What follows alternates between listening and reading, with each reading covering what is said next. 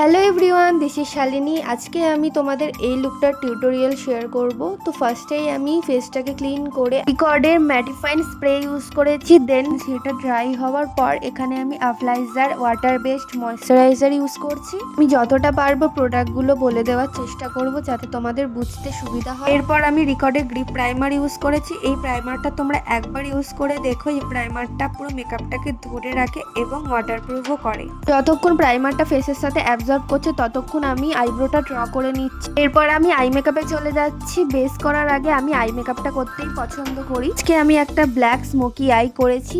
এরপর পিগমেন্টেশন গুলো হাইড করেছি ফরএভার 52 এইচডি প্যালেট থেকে।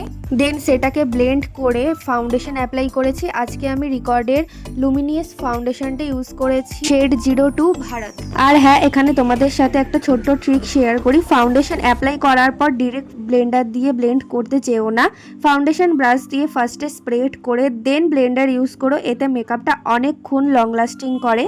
এরপর আমি হাইলাইট করছি সেই একই ফরএভার 52 প্যালেট থেকে এবং তার সাথে ক্রিম কন্ট্রোরটাও করে নিলাম এবং সেটাকে ব্লেন্ড করে পাউডার সেটিং করছি। আজকে আমি পিএসি ট্রান্সলুসেন্ট পাউডারটা ইউজ করছি। এরপর আমি একে একে powder blush, powder contour use করে নিচ্ছি, হাইলাইটার ইউজ করে নিচ্ছি। আজকে আমি হোজোর হাইলাইটার ইউজ করেছি। এরপর মেকআপটাকে সেট করার জন্য ফেসেস ক্যানাডার ফিক্সার ইউজ করছি এবং ভালো করে ড্রাই করছি। আবারও একবার হাইলাইটার ইউজ করছি, হোজোর গোল্ডেন শেডটা। এরপর আমি লিপ ড্র করেছি রিকর্ডের লিপস্টিক শেড থেকে। দেন হেয়ারস্টাইল কমপ্লিট করার পর এখানে আমি একে একে জুয়েলারিগুলো পরিয়ে নিচ্ছিলাম। তো তোমরা দেখতেই পাচ্ছ কতটা সুন্দর লুক এসছে, বেঙ্গলি ব্রাইডাল লুক। একটু ডিফারেন্ট টাইপ ব্রাইডাল লুক করতে চেয়েছিলাম।